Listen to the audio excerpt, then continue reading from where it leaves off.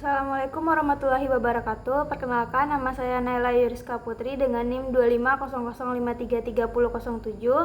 Pada kesempatan kali ini saya akan menjelaskan tentang uji korelasi berganda dengan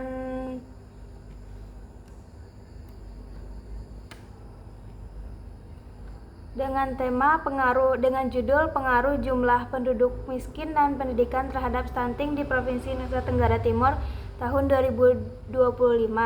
Dan pada kesempatan kali ini saya akan menggunakan aplikasi SPSS untuk melakukan pengujian pada data tersebut. Baik, setelah kita membuka aplikasi SPSS, kita akan pergi ke bagian bawah yang ada judul variabel view-nya. Setelah itu kita akan mengisi name dengan Y, X1, X2. Lalu pada bagian label, pada kolom Y kita akan mengisi sesuai dengan variabel kita, yaitu balita stunting. Dan pada bagian X1-nya jumlah penduduk miskin, X2-nya pada pendidikan. Pada bagian measure kita akan mengubahnya menjadi ordinal. Setelah diubah menjadi ordinal semuanya, kita beralih ke data view. Nah, pada data view kita memerlukan Excel untuk membantu kita menyalin datanya. Pada Excel kita akan mengcopy data, lalu setelah itu kita salin di bagian sini. Nah, setelah data view disalin, kita kembali ke kita akan bagian atas, yaitu bagian analyze. Nah, di analyze ini kita cari bagian regresi. Setelah di regresi kita pilih linear. Pada linear ini kita akan memindahkan balita stunting pada bagian dependen dan jumlah penduduk miskin serta pendidikan pada bagian independennya. Lalu setelah itu kita akan diagnostik dan Durbin Watson. Lalu kita continue. Lalu selanjutnya kita pergi ke bagian plots. Lalu kita masukkan zipret pada bagian X dan receipt pada bagian Y. Setelah itu kita centang pada bagian histogram, lalu kita continuekan lagi. Setelah itu pada bagian save kita akan centang pada kolom unstandardized, lalu kita continuekan. Lalu pada bagian option kita akan memastikan apakah entry-nya sudah 0,5 dan removal-nya sudah 10. Jika sudah, kita continue, lalu kita OK.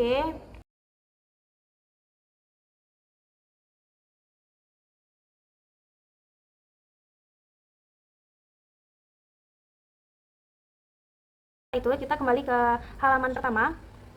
Lalu kita ambil lagi analyze-nya, lalu kita cari pada bagian non-parametric test untuk mencari normalitas. Lalu kita ambil legacy dialogs dan kita beralih ke sampel KS. Setelah itu kita masukkan unstandardized residual ke test variable list. Setelah itu kita kita lanjut, dia akan keluar pada bagian untuk tes uji normalitasnya. Lalu saya akan menjelaskan tentang hasil dari penelitian dan pembahasan yang telah saya lakukan pada uji regresi berganda dengan aplikasi SPSS tadi. Yang pertama ada hasil analisis regresi bergandanya. Nah, dapat kita lihat ya dari uji tadi kalau persamaan regresinya terbentuk dari Y sama dengan 1028,549 tambah 0,562 X1 dikurang 0,075 X2. Dari hasil regresi tersebut dapat dijelaskan pengaruh variabel bebas, yaitu penduduk miskin dan pendidikan, terhadap variabel terikat, yaitu stunting, di mana nilai konstan Y sebesar 1028,549 yang berarti bahwa jika jumlah penduduk miskin dan pendidikan sama dengan 0, maka stunting bernilai 1028,549. Lalu jumlah penduduk miskin berpengaruh positif terhadap balita stunting ditunjukkan dengan nilai koefisien regresi sebesar 0,562 yang berarti setiap peningkatan jumlah penduduk miskin sebesar 1 jiwa atau 1 satuan akan meningkatkan balita stunting sebesar 0,562 jiwa dengan asumsi variabel lain konstan. Lalu pada bagian pendidikan berpengaruh negatif terhadap balita stunting ditunjukkan dengan nilai koefisien regresi sebesar minus 0,075 yang berarti setiap peningkatan variabel pendidikan sebesar 1 satuan maka akan meningkatkan atau mengurangi balita stunting sebesar 0,075 dengan asumsi variabel lain konstan. Lalu selanjutnya ada uji parsial atau uji T. Dapat kita lihat bahwa jumlah penduduk miskin dan pendidikan masing-masing mempunyai pengaruh yang signifikan terhadap balita stunting. Nah, berdasarkan nilai T hitung dan T tabel yaitu 1859 yang didapat dengan alfanya sama dengan 5%, serta dilihat dari nilai signifikansi masing-masing variabel adalah sebagai berikut. Nah, yang pertama ada hasil pengujian secara parsial variabel independen, yaitu jumlah penduduk miskin terhadap variabel dependen balita stunting berdasarkan nilai T hitung dan T tabel, yaitu 1,859, serta nilai probabilitasnya menunjukkan nilai T hitung lebih besar daripada T tabel, yaitu 3,462, lebih besar dari 1,859, ditandai dengan nilai probabilitas sebesar 0,003, yang berarti H0 ditolak dan HA diterima. Ini artinya variabel jumlah penduduk miskin mempunyai pengaruh yang signifikan pada tingkat signifikansi 5% terhadap balita stunting. Lalu ada hasil pengujian parsial variabel independen pendidikan terhadap variabel dependen balita stunting berdasarkan nilai T hitung dan T tabel, yaitu 1,859, serta nilai probabilitasnya menunjukkan nilai T hitung lebih kecil daripada T tabel, yaitu 0,355, lebih kecil dari 1,859, ditandai dengan nilai probabilitas 0,727, yang artinya H0 diterima dan HA ditolak. Ini artinya variabel pendidikan mempunyai pengaruh yang tidak signifikan pada tingkat signifikansi 5% terhadap balita stunting. Selanjutnya ada uji simultan F. Nah, pada uji simultan F ini dapat kita lihat bahwa pendidikan dan penduduk miskin secara bersama-sama mempunyai pengaruh yang signifikan terhadap balita stunting. Berdasarkan nilai F hitung sebesar 6,15 dan nilai F tabel sebesar 3,52 yang didapat dari DF residual sama dengan 19 dan DF regressionnya 2 menunjukkan bahwa F hitung lebih besar daripada F tabel atau 6,15 lebih besar dari 3,52 dengan nilai signifikansi 0,009, yang berarti secara simultan atau bersama-sama variabel independen pendidikan dan penduduk miskin berpengaruh signifikan terhadap variabel dependen balita stunting. Selanjutnya ada koefisien determinasi.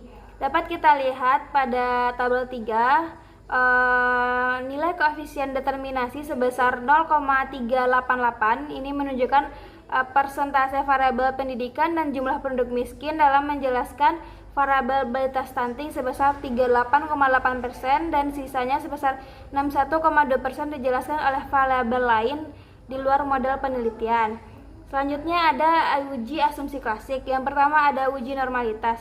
Nah, pada tabel hasil uji normalitas ini kita lihat pada bagian asumsi di mana tertera di situ 0,77, di mana hal ini lebih besar dari 0,05 yang berarti normal.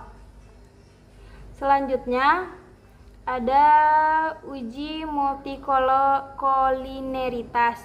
Nah, dari tabel hasil uji multikolineritas ini kita ketahui nilai toleransi untuk jumlah penduduk miskin dan pendidikan sebesar 0,974 lebih besar dari 0,10 dan nilai VIF-nya sebesar 1,27 lebih kecil dari 10. Itu berarti regresi dinyatakan tidak terjadi gejala multikolineritas.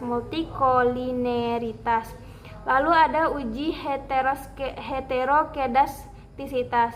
Dari tabel hasil uji heterokedastisitas ini kita lihat bahwa variabel pendidikan memiliki nilai signifikansi sebesar 0,727 yang berarti tidak ada gejala heterokedastisitas karena nilai signifikansinya lebih besar dari 0,05.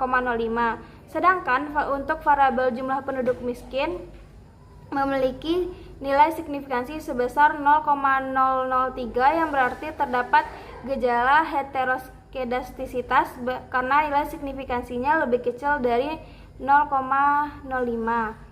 Lalu ada uji autokorelasi. Nah, dari hasil uji autokorelasi ini diperoleh nilai Darwin-Watsonnya sebesar 1,127 yang terletak di antara DU 1,0 2,541 dan 4 DU 2,459, sehingga dapat disimpulkan bahwa model regresi telah memenuhi deteksi autokorelasi. Nah, untuk pada bagian Durbin Watson ini kita harus mencari dulu Durbin Watson tabel dengan signifikan 5%.